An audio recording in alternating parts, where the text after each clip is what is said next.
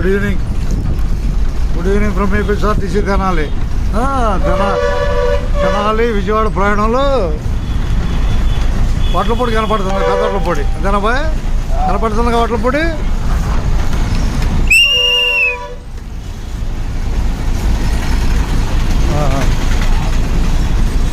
కనపడుతుంది వడ్లపొడి. అట్టగా ధన్యవాదాలు వడ్లపొడికి. వడ్లపొడికి ధన్యవాదాలు. అట్టగా వడ్లపొడికి ధన్యవాదాలు.